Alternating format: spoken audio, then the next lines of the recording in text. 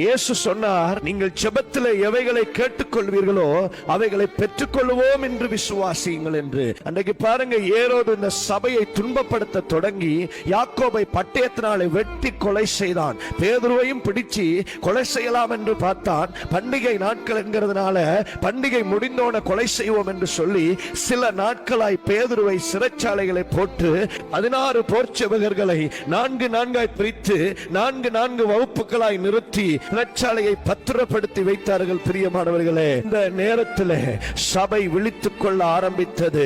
ஜனங்கள் ஊக்கமாய் ஜெபிக்க ஆரம்பித்தார்கள். நீதிமான் செய்யும் ஊக்கமான ஜெபம் மிகவும் பலன் உள்ளது. பிரியமானவர்களே, வெளியே வாரத்துக்கு ஒருவித சந்தர்ப்பம் கூட இல்ல. ஆனா சபை ஊக்கமாய் ஜெபத்திலே தரித்திருக்க ஆரம்பித்தது. ஆபத்து காலத்தில் என்னை நோக்கி கூப்பிடு, நான் உன்னை விடுவிப்பேன், நீ என்னை மகிமைப்படுத்துவாய் என்று கர்த்தர் சொல்லி இருக்கிறார். பேதுருவை கொலை செய்வதற்கு முந்தின ராத்திரியிலே அவர்களுடைய ஜெபம் பரலோகத்தை அசைக்க ஆரம்பித்தது. கர்த்தர் தம்முடைய தூதனையே சிறைச்சாலைக்கு அனுப்பி பேதுருவை வெளியே கொண்டு வந்தார். பிரியமானவர்களே, வெளியே வந்த பேதுரு சபையாரை தேடி போகிறார். சபையார் ஊக்கமாய் ஜெபித்துக் கொண்டு இருக்கிறார்கள். கதவு பூட்டப்பட்டு இருக்கிறது. அவருடைய ஜெபம் எப்படி இருந்தது? இந்த பேதுருவை விடுதலையாக்க வேண்டுமே என்று சொல்லி ஜெபத்திலே உறுதியாய் ஓயாமல் தரித்திருக்கிறார்கள். கர்த்தரும் ஜெபத்தை கேட்டு தூதனை அனுப்பி விடுதலையாக்கி பேதுருவும் அவங்க செபிக்கிற இடத்துக்கு வந்து அவங்க கதவை தட்டுகிறார். தட்டுகிற பொழுது ரோது என்கிற ஒரு பெண் யார் என்று பார்க்க ஒட்டு கேட்க வருகிறாள். பயத்தோடு பேதுருவின் சத்தம் என்பதை அறிந்து சந்தோஷத்தினால் இப்ப கதவை திறக்காம செபிக்கிறவங்களிடத்துல ஓடி சொல்லுகிறார், பேதுரு வந்திருக்கிறார், வாசலடியில நிற்கிறார் என்று சொல்லி சந்தோஷத்தோட சொல்லுகிறார். உடனே செபிக்கிறவங்க என்ன சொல்றாங்க? அவங்க ஜெபிக்கிறதே பேதுருவை கர்த்தர் வெளியே கொண்டு வரணும் என்று, ஜெபிக்கிறதே பேதுரு விடுதலை ஆகணும் என்று நீ பிதற்றுகிறாய் என்று சொன்னார்கள். அவள் மறுபடியும் உறுதியாய் நிற்கிற பொழுது கூட இல்ல, தூதனாய் இருக்கலாம், பேதுரு தட்டிக்கொண்டே இருக்கிறான். ஆனா சொல்றாங்க, நீ பிதற்ற வந்திருக்கிறது கர்த்தருடைய தூதனாய் இருக்கலாம் என்று சொல்லி. ஆனா பேதுரு தட்டிக்கொண்டே இருக்கிறார் கதவை. அப்பொழுது கதவை திறந்த பிறகுதான் கண்டு பிரமித்தார்கள். எனக்கு பிரியமானவர்களே, அவங்க ஜெபிச்சதே பேதுருவுக்காக.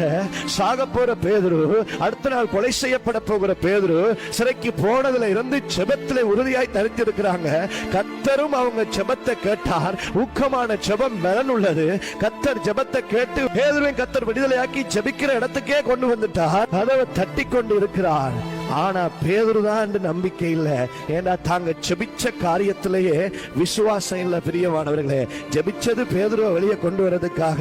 பேதுரு வந்து கதவை தட்டுகிறார்.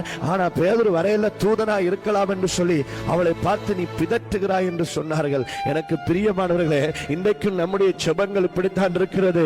நம்முடைய ஜெபம், நாம் ஜெபத்திலே எவைகளை கேட்கிறோமோ நிச்சயமாய் கர்த்தர் அதை செய்வார் என்பதை விசுவாசிக்கணும். இன்னைக்கு அநேக காரியத்துக்காக நீங்க வேண்டிக் கொள்ளலாம், ஜெபிக்கலாம், கர்த்தருடைய பாதத்தில் ஓயாம அமர்ந்திருக்கலாம். ஆனா ஒரே ஒரு காரியம், நீங்க எதற்காக ஜெபிக்கிறீங்களோ அதை பெற்றுக் கொள்ளுவோம் என்று விசுவாசிக்கணும். சகரியாவும் மலடியா இருந்த தன் மனைவிக்காக ஜெபித்துக் கொண்டே இருந்தார். கர்த்தருடைய தூதன் வந்து சொன்னா, சகரியாவே உன் ஜெபம் கேட்கப்பட்டது என்று சொல்லி கர்த்தர் பிள்ளையை கொடுப்பார் என்றதை பேசி பிள்ளை எப்படி வளர்க்கணும் என்றதையும் பேசிக் கொண்டிருக்கும் பொழுது சகரியா தேவதூதனை நோக்கி, நான் கிழவனா இருக்கிறேனே, இது எப்படி அறிய முடியும் என்று கேட்கிறார். எனக்கு பிரியமானவர்களே, சகரியா ஜெபிச்சதே பிள்ளைக்காக. பிள்ளையை கொடுப்பேன் பேசி வளர்க்கிற விதத்தையும் பேசுகிற பொழுது கேட்கிறான், இது எப்படி?